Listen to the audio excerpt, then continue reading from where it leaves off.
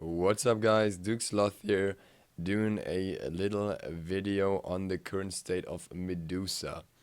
Um, as many of you may know, Medusa is the newest god in Smite. She is a hunter, and in her release state, even after being nerfed on the test server, she was incredibly strong, and she still is at the point I released this video. Um, in the upcoming patch, Unseen Torment, she will see some nerfs. Um, there's been a large amount of discussion on whether these nerfs are justified or not, and I want to give my opinion on this. I'll have some gameplay from before playing in the background, just so it doesn't get too boring. Um, so what's gonna change? We'll start with the more simple nerf. The damage of Lacerate is lowered from no, sorry, the max rank is still the same. From 120 at first rank to 80 at the first rank.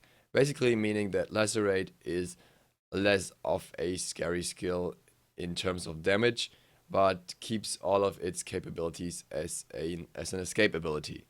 I personally, being an assassin player most of the time, haven't used Lacerate to engage all too often. I feel like you need your escape open at most times. I've used it when I felt like really lowering the heal of an enemy, for example, with a Hercules or a Hell, but usually I try to avoid using it as a damaging ability simply because her auto attacks are still strong enough anyways. Now for the more important and significant part of the nerf. Viper Shot has seen various nerfs. First of all, the damage has been reduced on all ranks. Note that this is the additional damage on top of the base attack damage. I'll skip the attack speed for now. The scaling has been reduced, which is also a fair amount with 5%. The mana cost has increased, which is probably not that important, as with Bluestone she'll be fine either way. And the most important part that has changed is, as I mentioned before, the attack speed. The attack speed bonus used to be 100% at all ranks. Now it is 40% at the first rank and goes up to 80%. So it's nearly as good as it used to be on max rank, but it's a lot weaker early. Is that a good thing? I personally think it is. Viper Shot was so strong that some people specced into it before Acid Spray, and that shows how strong this ability was, because it's obviously not a clear and more of a boxing ability. So yeah, it felt very, very strong at any point in the game, and it is still a steroid after all. It's kind of a special steroid, not like a Rama steroid or whatever. It's a steroid that stays until you use it, um, but it also only stays for 3 shots. Um, Now, will this make Medusa no longer be viable or anything? I don't think it will. The simple reason is her 2. If you are familiar with Acid Spray, it is a cone attack. Basically, it's a line attack that hits the first target and then turns into a cone attack behind it, spraying all the enemies around it. It has a large amount of damage, even in lower ranks, in my opinion, especially because it's basically an AoE ability. It's very easy to hit. It's an ability that allows you to poke and clear at the same time if you know how to place it. And I personally have always been specking Acid Spray first, simply because I love the way it works. And Acid Spray allows Medusa to have an incredible laning phase in general. She can box enemies so hard because she doesn't have to worry about clearing too much, and can still get damage on both the enemy ADC and the support at the same time if they don't position properly all the time. And it's really hard to position properly against Medusa without putting yourself behind somehow. And also, she can always move around much faster than you do with her side strafing. Therefore, all this whining that we've heard lately is probably not gonna last too long. We've seen the nerfs to to Bellona, and people were like, "Oh, she's not gonna be viable any longer," and she is still very strong.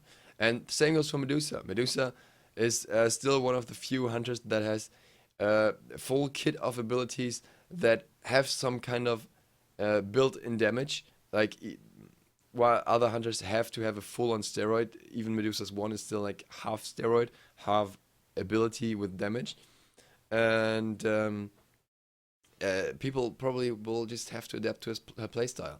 If you've played her as of now, and you've played her right, then you know how incredibly strong she is.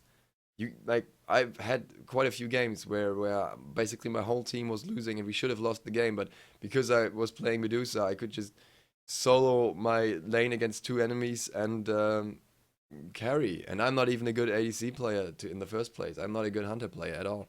Um, so she needed a nerf, and I'm surprised that people think that this nerf is too strong, simply because they even didn't even touch acid spray, and acid spray is what makes her strong, in my opinion, in combination with her side strafing. Um, People need to realize that there are other options to build her than you have with other hunters. Hasten Fatalis is incredible on her, so the new Cray Square build is very good on her. Double stacking damage items early, like Devgon's Transcendence, something I usually wouldn't recommend. But it works on her because the whole kit can basically be played a lot more in the direction of an assassin, pretty much, of a jungler, kind of.